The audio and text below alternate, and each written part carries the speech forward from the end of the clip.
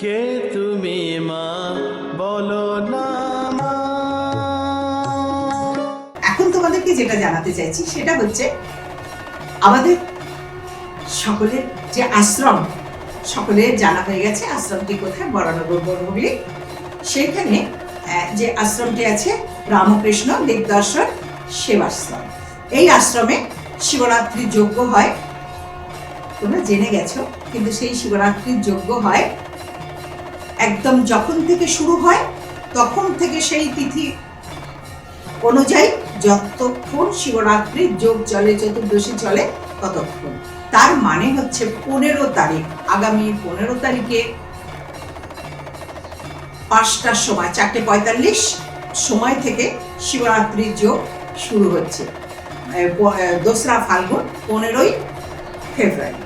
তো এই সময় সারা রাত্রির যজ্ঞ চলতে থাকবে আশ্রমে, যেমন প্রতি বছর হয়, হবে এবছরও তাই। তারপরে চলবে পরের দিন সন্ধ্যা পর্যন্ত। এই যে চলবে সারাদিন পুজো, শিবের পুজো হবে, বিভিন্ন রকমের শিব আছেন, সেই শিবের পুজো হবে। দ্বাদশ শিবের পুজো করবে, একই সাথে দ্বাদশ শিবের মাথায় জল ঢালবে। এবং আমাদের যে শিবলিঙ্গ আছে, প্রতিদিন তোমরা যারা এসে পুজো করো প্রতিদিনই করবে, যারা দূর দূরান্তরে আছো রোজ আসতে পারবে না, তাদের জন্য বলা এই দিন এসে শিবের পুজো করবে। পণ্ডিত মশাই থাকবেন, তোমাদের পুজো শিখিয়ে বুঝিয়ে মন্ত্র বুঝিয়ে দেবে। জলের আয়োজনটা আমরাই করে রাখি এখান থেকে, সেইভাবে তোমরা শিবের পুজো করবে। সেই শিবরাত্রিতে তোমাদেরকে আসবার জন্য সকলকে জানিয়ে দিচ্ছি। কবে আসবে আরেকবার বলে দিচ্ছি, 15ই ফেব্রুয়ারি, ফাল্গুন মাসের 2 তারিখ। ওই দিন আসবে সন্ধ্যাবেলায়, রাত্রিরে সারা রাত্রির হোম যজ্ঞ পুজো পাঠ চলবে। যদি কেউ দূর দূরান্তরে থাকো, ভাবো যে সন্ধ্যায় আসলে আবার ফিরবো কি করে, তাহলে তাদের জন্য বলা যে 16 তারিখেও আসতে পারো।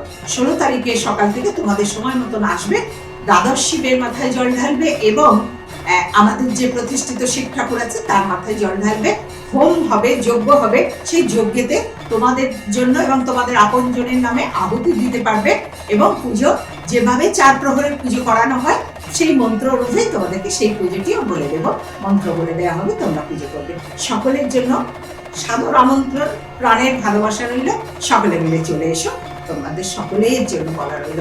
সকলের মঙ্গল, সকলের মঙ্গল, বিশ্বের কল্যাণ, বিশ্বের কল্যাণ। ওম নমঃ শিবায়। কে তুমি মা বলো না।